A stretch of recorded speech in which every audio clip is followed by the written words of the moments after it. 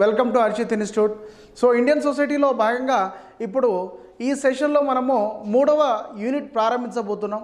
So 3వ unit ఏమిటయ్యా sir అంటే, ఇంత మునుపు చదివినటువంటి మొదటి యూనిట్ 2వ యూనిట్లో ఉండేటువంటి అనేక రకాల సామాజిక అంశాలకు ఇక్కడ ఏ రకమైనటువంటి సంక్షేమం ఉంది అనేటువంటి పూర్తి కాన్సెప్ట్తో 3వ యూనిట్ ఫ్రేమ్ అయి ఉంది. ఇక్కడ హెడ్డింగు వెల్ఫేర్ మెకానిజం, సంక్షేమ యంత్రాంగం అంటే ఏంది అనేటువంటి భావన ఇక్కడ కనిపిస్తుంది. ప్రభుత్వ విధానాలు మరియు సంక్షేమ పథకాలు,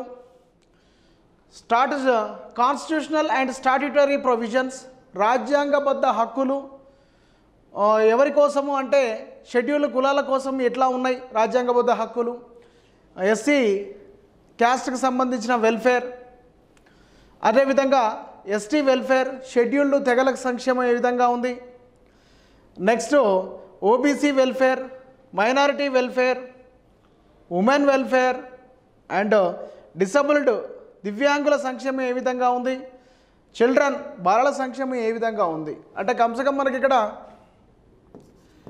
1 2 3 4 5 6 7 టైప్స్ ఆఫ్ ప్రొవిజన్స్లలో 7 టైప్స్ ఆఫ్ ప్రొవిజన్స్ ఉన్నాయి ఇక్కడ మనకు.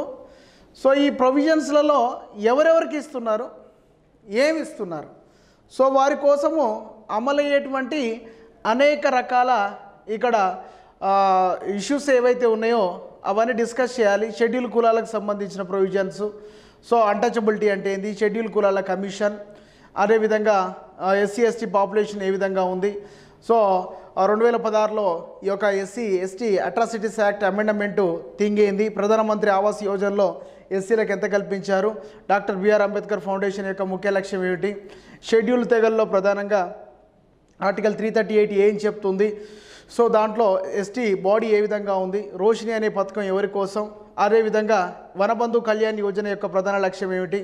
సో అదేవిధంగా బీసీలలో కనుక చూసుకుంటే బీసీల మీద వేసినటువంటి రకరకాల కమిషన్స్, కాలేకర్ కమిషన్ కానీ, బీపీ మండల్ కమిషన్ కానీ, ఓబీసీలో క్రిమిలేయర్ అనేటువంటి కమిషన్ దేనికి సంబంధించింది అని చెప్పి, Indira Sawhney versus and Union of India case దేనికి సంబంధించింది అని చెప్పేసి, అదేవిధంగా మైనారిటీస్లో కనుక చూసుకుంటే మైనారిటీ పాపులేషన్ ఎంత ఉన్నారు, ఉస్తాద్ అనే ప్రోగ్రాం ఎవరి కోసము, మౌలానా అబుల్ కలాం ఆజాద్ నేషనల్ స్కాలర్షిప్స్ ఎవరెవరికి ఇస్తున్నారు, నేషనల్ కమిషన్ ఫర్ మైనారిటీస్ ఏ రాజ్యాంగబద్ధ ప్రకారం ఏర్పడింది, నయా రోషిని అనే స్కీమ్ యొక్క ముఖ్య ఉద్దేశం ఏమిటి అనే ప్రశ్నలు కానీ, అదేవిధంగా ఉమెన్లో చూసుకున్నట్లయితే ప్రధానంగా ఎన్సిపిఎస్సిఆర్ కానీ, కారా కానీ, సిఆర్ఏ కానీ, నేషనల్ ఉమెన్స్ కమిషన్కి సంబంధించి కావచ్చు, పాలసీ మేకింగ్ ఎట్లా జరిగింది, ఐసిడిఎస్ స్కీమ్స్ గురించి,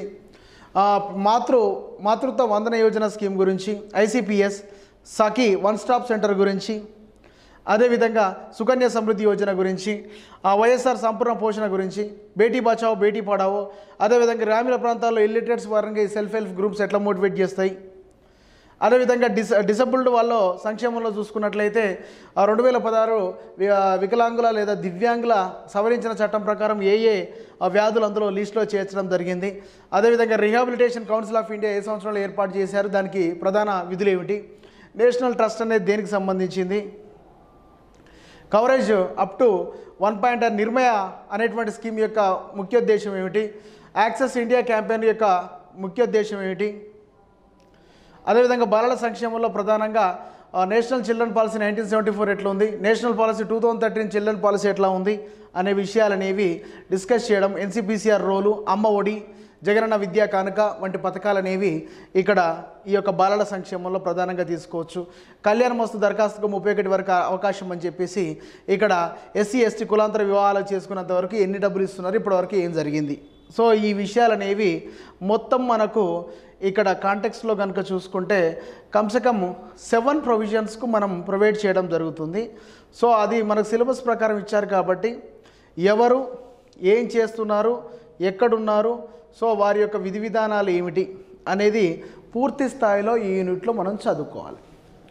సో కొంత కాన్స్టిట్యూషన్ బేస్డ్ ఆర్టికల్స్ తెలిసి ఉండాలి, ప్రొవిజన్స్ తెలిసి ఉండాలి. నెక్స్ట్ వాళ్ళ కోసం కేంద్ర రాష్ట్ర ప్రభుత్వాలు ఏ పథకాలు పెట్టాయి, సో ఇంట్రడక్షన్స్తో పాటు సో వాటికి సంబంధించిన సపరేట్గా సోషల్ పాయింట్ ఆఫ్ వ్యూలో చదవాలి.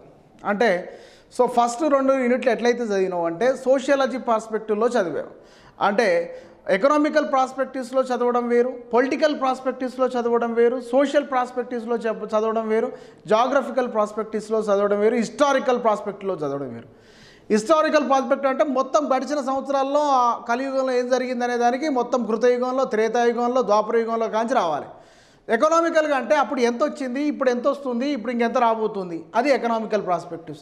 సోషల్ ప్రాస్పెక్టివ్లో ఆ రోజు ఉన్నటువంటి సామాజిక పరిస్థితులు ఏంటి, పోయిన గడిచిన సంవత్సరం ఎట్లా సామాజికంగా ఉంది, ఇప్పుడు ఎట్లా ఉంది, సో ఈ యాంగిల్లో చదవడం అన్నట్టు. సో అంతా అక్కడ చూసిన ఇంతకుముందు చెప్పినటువంటి స్కీమ్స్ కూడా ఎకనామీలో వస్తాయి, ఇక్కడ వస్తాయి. కానీ యువత కోసము, ఉపాధి కోసము, శిక్షణ కోసం తీసుకున్నటువంటి పథకాలను ఇక్కడ సోషల్ ప్రాస్పెక్టివ్స్లో చదువుకుంటాం అంతే. సో మీరు అక్కడ ఎకనామికల్ ప్రాస్పెక్ట్లో ఫుల్ లెంత్ చదవాలి, అంటే వాల్యూస్ ఉంటాయి అక్కడ, ఎన్ని లక్షలు కోట్లు కేటాయించారు, ఎంతమంది బాగుపడరు, మహారాష్ట్రలో ఎంతమందికి, మొత్తం లీస్ట్ ఉంటుంది అక్కడ, మొత్తం చదవాల్సి ఉంటుంది. ఇక్కడ జస్ట్ దానికి సంబంధించినటువంటి పెరిఫరల్ ఇన్ఫర్మేషన్ మాత్రమే సోషల్ పాయింట్ ఆఫ్ వ్యూలో ఉంటుంది, ఎందుకంటే అనేక ఇష్యూస్ వస్తాయి కాబట్టి దాని బేసిక్ ఇంట్రడక్షన్ మాత్రమే ఉంటుంది. సో అట్లా ఇక్కడ కూడా సోషల్ ప్రాస్పెక్టివ్స్లో షెడ్యూల్ కులాలంటే ఎవరు, షెడ్యూల్ తెగలంటే ఎవరు, అల్పసంఖ్యాక వర్గాలు, వెనుకబడిన తరగతులు అంటే ఎవరు, మహిళలు అంటే ఎవరు, వికలాంగులు, బాలలు అంటే ఎవరు, వారి సంక్షేమం కోసము కేంద్ర రాష్ట్ర ప్రభుత్వాలు సామాజిక విధానాలని ఏ విధంగా ప్రవేశపెట్టినాయి అనేది మొత్తం టాపిక్ మొత్తం చదవాలి. సో అట్లా ఈ యొక్క వెల్ఫేర్ మెకానిజం, సంక్షేమ యంత్రాంగం అనేటువంటి చాప్టరు కంప్లీట్గా 10 మార్కులు వచ్చేటువంటి సబ్జెక్టు. ఎందుకంటే మనకు మొత్తం ఉన్నాయి 3 యూనిట్లు, వచ్చేటి 30 మార్కులు. రఫ్గా ఒక యూనిట్కు 10 వేసుకున్నా కానీ ఇది వస్తాయి. కానీ నాకు తెలిసినంత వరకు పాలిటీ అనేది మెయిన్స్లో 75 మార్కులు పెట్టాడు కాబట్టి వీటికి సంబంధించినవి అందరికీ తెలిసి ఉంటాయి కాబట్టి ఈ విభాగం నుంచి ఈ యూనిట్లో తక్కువ అడుగుతాడు. ఫస్ట్ 2 యూనిట్లు అనేవి ఎవరికి తెలియదు కాబట్టి అందులోంచి ఎక్కువ అడుగుతాడు. ఎస్పెషల్లీ సో కులంలోంచి కానీ, మతంలోంచి కానీ, వివాహంలో నుంచి కానీ, మహిళల్లో నుంచి కానీ, మహిళలపై హింస కానీ, కులతత్వానికి సంబంధించిన వాటిలలో కరెంటు బర్నింగ్ ఇష్యూస్ కొన్ని ఉన్నాయి ఏపీలో, అవి మనం క్లాస్లో డిస్కస్ చేస్తాం. సో వాటిలోంచి ఖచ్చితంగా ప్రశ్నలు అనేవి వస్తాయి, 10 నుంచి 15, 20 దాకా అయ్యే వస్తాయి. అక్కడక్కడ ఒకటి వదలాలి కాబట్టి ఇందులో 2 అందులో 2 వదులుతాడు. ఎట్లనైనా కానీ మనం చదవాలి కాబట్టి, సో పాలిటీలలో కూడా చదవాలి కాబట్టి, పొలిటికల్ సైన్స్లో కూడా చదవాలి కాబట్టి ఇక్కడ ఒకసారి రివిజన్ చేసుకుంటే సరిపోతుంది. సో అట్లా సంక్షేమ యంత్రాంగం అనే హెడ్డింగ్ పెట్టండి. సో దాంట్లో సిలబస్లో ఇచ్చినటువంటి పదం ఏంటంటే ప్రభుత్వ విధానాలు మరియు సంక్షేమ పథకాలు, కాన్స్టిట్యూషనల్ అండ్ స్టాట్యూటరీ ప్రొవిజన్, రాజ్యాంగబద్ధ హక్కులు, ఎవరెవరికి ఏమి ఇచ్చారు, ఏం నడుస్తున్నాయి అనే విషయం అనేది ఇక్కడ డీటెయిల్గా డిస్కస్ చేయాలి. రైట్, ముందుకెళ్దాం. సో ఇక్కడ హెడ్డింగ్ పెట్టండి, public policy and welfare programmes. Public policy and welfare programmes, ప్రభుత్వ విధానాలు మరియు సంక్షేమ పథకాలు, సంక్షేమ యంత్రాంగంలో భాగంగా సంక్షేమ పథకాలు. సో దాంట్లో 2 ఇష్యూస్ ఉన్నాయి, ప్రభుత్వ విధానం అంటే ఏంది, సంక్షేమం అంటే ఏంది. ప్రభుత్వ విధానంలో సంక్షేమం ఉంటుందా, సంక్షేమంలో ప్రభుత్వ విధానం ఉంటుందా. సో థింగ్ ఏంది అంటే ప్రభుత్వ విధానాన్ని రూపొందించినాక సంక్షేమం అనేది మొదలవుతుందా, సంక్షేమం అనేది మొదలైనాక ప్రభుత్వ విధానాన్ని రూపొందిస్తారా అంటే సంక్షేమం కోసం రూపొందించబడేదే ప్రభుత్వ విధానం. ప్రభుత్వ విధానంలో ఉండేటువంటి మొత్తం ప్రాస్పెక్టివ్స్ దేని గురించి మాట్లాడతాయి అంటే మనిషి యొక్క బాగోగు గురించి, ప్రజల యొక్క సంక్షేమం గురించి ప్రతి ఒక్క పాయింట్ రాయబడుతుంది. అంటే ప్రజా సంక్షేమం కోసము ప్రత్యేకంగా ప్రభుత్వం చేత రూపొందించబడిన విధానాన్ని ఇక్కడ ప్రభుత్వ విధానము లేదా ప్రజా విధానము, పబ్లిక్ పాలసీ అని పిలుస్తారు. సో దాన్నే సోషల్ పాలసీ అని కూడా పిలుస్తారు, సామాజిక విధానాలు అని కూడా పిలుస్తారు. సో అంటే ప్రజా శ్రేయస్సు కోసం చేసేటువంటివి ఇక్కడ ప్రధానంగా ఈ యూనిట్లో ఉంటాయి. సో వాటి గురించి ఇక్కడ డిస్కస్ చేద్దాం. హెడ్డింగు ప్రభుత్వ విధానాల రకాలు, సంక్షేమం అంటే ఏంది, సంక్షేమ సేవ లక్ష్యాలు, ప్రజాసేవలు, సంక్షేమ సేవలు వర్సెస్ ఏంటి, భారతదేశంలో సంక్షేమ యంత్రాంగం ఎట్లా మనం అనేది ఫస్ట్ ఇది నేర్చుకున్న దాని తర్వాత మిగతా అట్రిబ్యూట్స్కి వెళ్ళాల్సి ఉంటుంది. సో ఇదంటే ఏందో తెలియదు, డైరెక్ట్ బై ఎస్సీ సంక్షేమం అని హెడ్డింగ్ పెట్టుకుంటే అది పండదు సీను. ఎందుకంటే ఒక్కొక్క చట్టానికి ఒక్కొక్క కమిటీ సిఫారసులు ఉంటాయి. ఫర్ ఎగ్జాంపుల్ నిన్న బాలకార్మిక నిషేధ చట్టం అనేది వచ్చింది. ఈ బాలకార్మిక నిషేధ చట్టానికంటే ముందు వేసినటువంటి కమిటీ ఏది అంటాడు, 1986లో వచ్చినటువంటి బాల కార్మిక నిషేధ చట్టం ప్రకారం ఏ కమిటీ సిఫారసుల మేరకు వచ్చిందంటే శ్రీ గురుపాద స్వామి కమిటీ సూచనల మేరకు వచ్చిందని చెప్పవచ్చు. అదేవిధంగా 2001-2 సందర్భంలో వచ్చిన సర్వశిక్ష అభియాన్ అనే ప్రోగ్రాం ఏ కమిటీ సిఫారసుల మేరకు వచ్చింది అంటే అది 1999లో వచ్చిన ఉన్నికృష్ణన్ కమిటీ సూచనల మేరకు వచ్చిందని చెప్పాలి.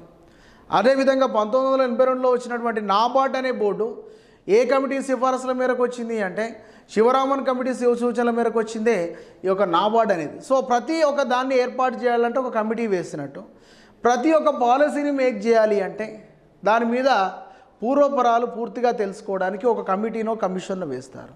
మరి ప్రభుత్వ విధానాన్ని రూపొందించేటప్పుడు కమిటీలు వేస్తారంటే ప్రభుత్వ విధానంలో కమిటీ రూపకర్తలు భాగంగా ఉంటారు కాబట్టి ప్రత్యేకంగా కమిటీ అవసరం లేదు. కానీ కమిటీకి కొన్ని రూల్స్ అండ్ రెగ్యులేషన్స్ ఉంటాయి. సో ఆ యొక్క పాలసీ మేకింగ్లో అనేక కార్యక్రమాలని ఉంటాయి కాబట్టి వాటి గురించి ఒక్కొక్కటి చూద్దాం. సో ఫస్ట్ హెడ్డింగ్ ఏంటి అంటే ప్రభుత్వ విధానాలు నిర్వచనం, పబ్లిక్ పాలసీ.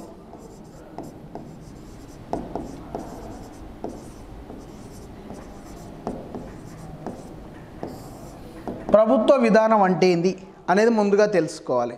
ప్రభుత్వ విధానం అనగా రాజ్యం తాను ఏర్పరచుకున్న లక్ష్యాల్ని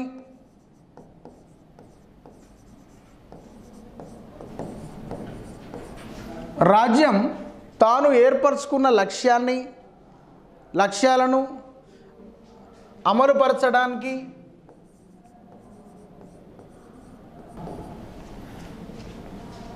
సాధించడానికి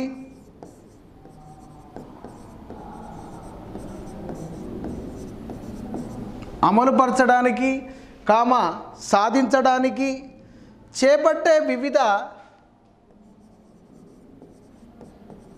నిర్వచనం చేపట్టే వివిధ పరిపాలనా చర్యలు.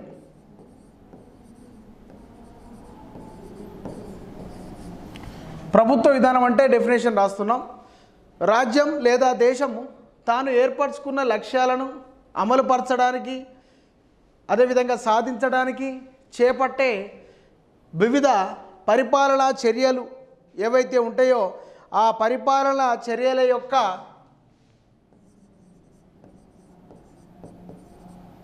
క్రమానుగత శ్రేణిని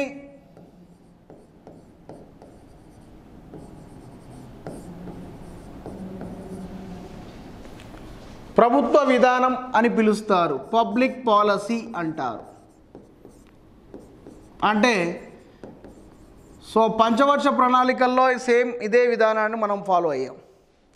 ప్రణాళిక దేనికోసం, ప్రణాళిక ఎందుకోసం అనేటువంటి విషయం కనుక మనం అర్థం చేసుకుంటే దేనికైనా కానీ ఒక ప్లాన్ ఉండాలిరా అని చెప్తారు. ప్లాన్ అంటే ఏమిటి? ఏదైనా ప్లాన్ చేయాలి అంటే మనకు ఏదైనా లక్ష్యం ఉండాలి, ఒక గోల్, ఒక ఎయిమ్.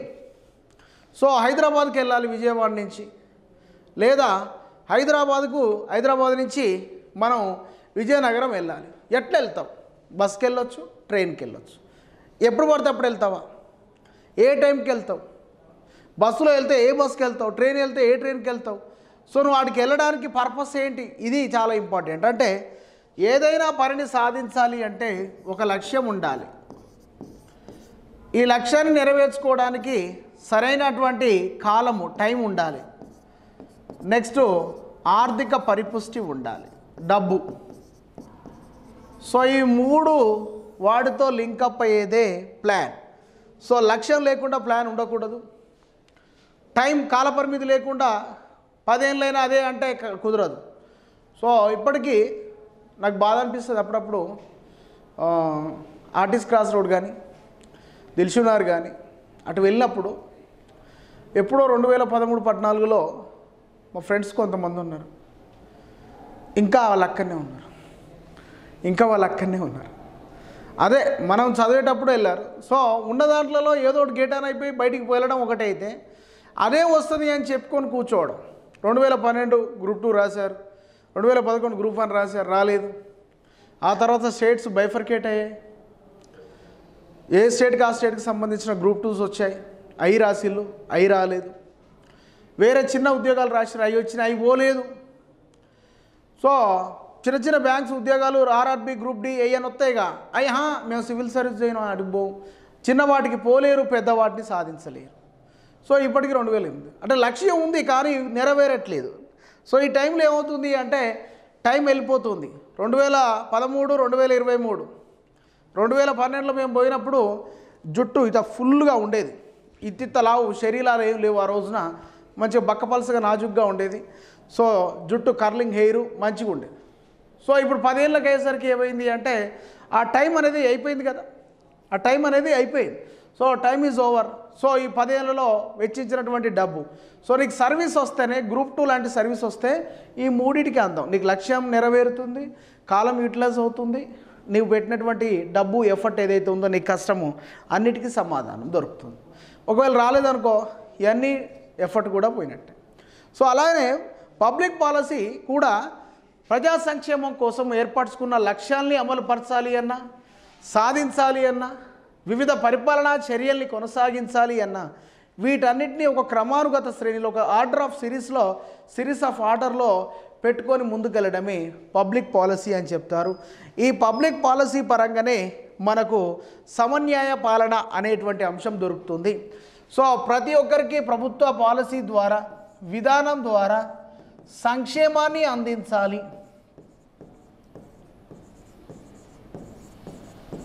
వారి యొక్క బాగోగును కోరాలి అని చెప్పి ప్రతి పబ్లిక్ పాలసీ యొక్క ఇంటెన్షన్ ఉంటుంది. ప్రతి ఒక్క పబ్లిక్ పాలసీ యొక్క ఇంటెన్షన్ ఏంటి అంటే ప్రజల్ని రక్షించాలి, ప్రజా సంక్షేమం కోసం పాటుపడాలి అని చెప్పి ఇక్కడ చెప్పడం జరుగుతుంది.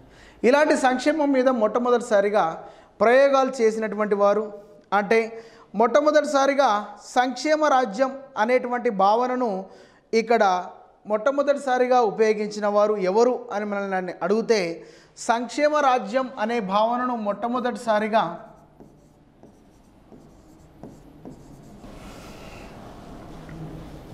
వెల్ఫేర్ కింగ్డమ్ అనేటువంటి కాన్సెప్ట్ ఏదైతే ఉందో దాన్ని మొట్టమొదటిసారిగా వాడినటువంటి వారు టిట్మస్ మరియు మార్షల్లు.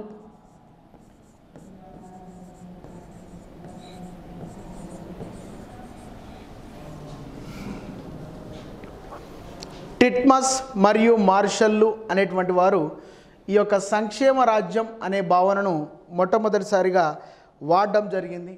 అదేవిధంగా ఆధునిక సంక్షేమ శాస్త్ర పితామహుడు ఎవరు అంటారు?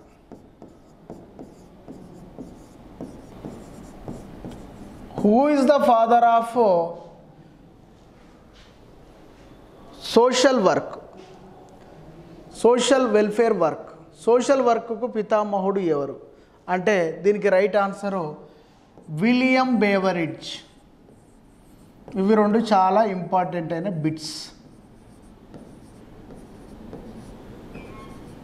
ఇంగ్లాండ్ దేశానికి చెందినటువంటి విలియం బేవరిడ్జ్ అనేటైనే ఆధునిక సంక్షేమ శాస్త్ర పితామహుడుగా పేరుగాంచారు.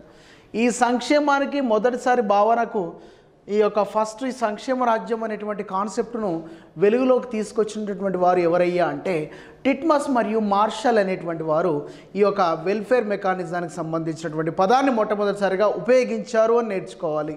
అదేవిధంగా ఇక్కడ ఆధునిక సంక్షేమ శాస్త్ర పితామహుడు ఎవరు అంటే విలియం బేవరిడ్జ్ అని గుర్తుపెట్టుకోవాలి. సో ఒక పిక్చర్ కూడా కలెక్ట్ చేశాను ఆయనది. 2019-2020 సచివాలయం ఫలితాల్లో గ్రేడ్ 1, గ్రేడ్ 2లో స్టేట్ ఫస్ట్తో పాటు గ్రూప్ 1, గ్రూప్ 2, రైల్వే, ఎస్ఎస్సీ మరియు ఎస్ఐ కానిస్టేబుల్లో వేల మందిని గవర్నమెంట్ ఉద్యోగులుగా తీర్చిదిద్దిన సంస్థ ఇప్పుడు సచివాలయం మరియు గ్రూప్ 2లకు కొత్త బ్యాచ్లు ప్రారంభం. మరిన్ని వివరాలు సంబంధించిన Archit institute Vijayawada. So he is the William Beveridge. The essence of the civilization is that men should come to be led more by hope and ambition and example and less by fear. So ఎవరైతే నాగరికత జీవనంలో జీవించాలనుకున్నవారు వారు ఆశ, లక్ష్యము మరియు తక్కువ భయంతో ఉంటారు అని చెప్పినటువంటి వారు ఈ యొక్క విలియం బేవరిడ్జ్ అనేటువంటి వ్యక్తి.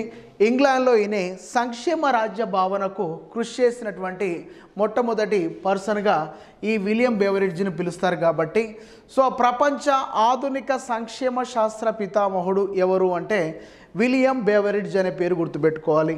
అదేవిధంగా సంక్షేమ రాజ్యం అనే భావనను మొట్టమొదటిసారిగా వాడినవారు ఎవరంటే టిట్మస్ అండ్ మార్షల్ అని గుర్తుపెట్టుకోవాలి. సో ఇవి రెండు కంపల్సరీగా గుర్తుపెట్టుకోవాల్సినటువంటి పాయింట్స్.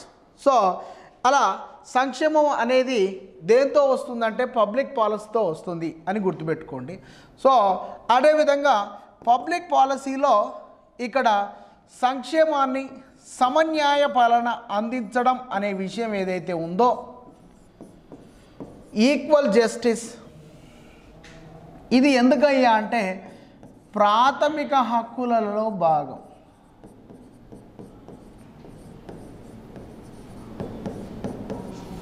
ప్రాథమిక హక్కులలో భాగమే ఈ యొక్క సమన్యాయ పాలన.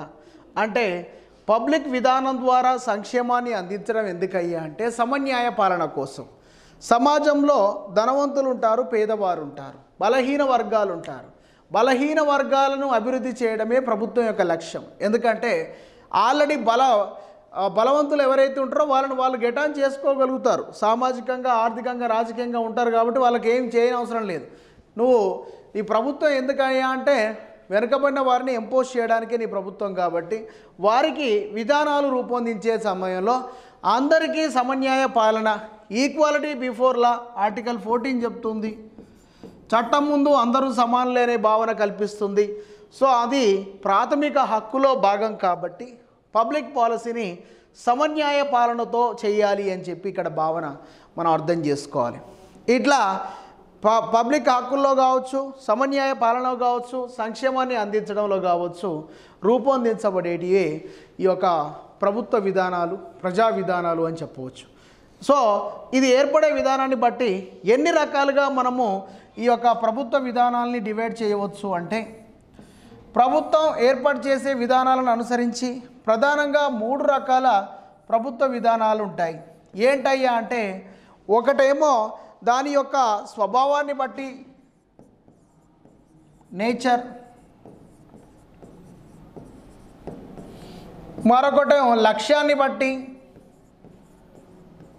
ఎయిమ్, గోల్, మరొకటి స్థాయిని బట్టి స్టేటస్. ప్రభుత్వ విధానాన్ని ఏర్పాటు చేసేటువంటి క్రమంలో 3 రకాలైనటువంటి ప్రభుత్వ విధానాలని ఏర్పాటు చేయవచ్చు. ఒకటి డిపెండింగ్ ఆన్ ద నేచర్, స్వభావాన్ని బట్టి. రెండవది డిపెండింగ్ ఆన్ ద గోల్, ఎయిమ్ను బట్టి. మూడవది డిపెండింగ్ ఆఫ్ ద స్టేటస్, కేంద్ర రాష్ట్ర ప్రభుత్వాల యొక్క స్థాయిని బట్టి చేయవచ్చు. సో వాటిని మనం డివైడ్ చేసి రాసుకుందాం.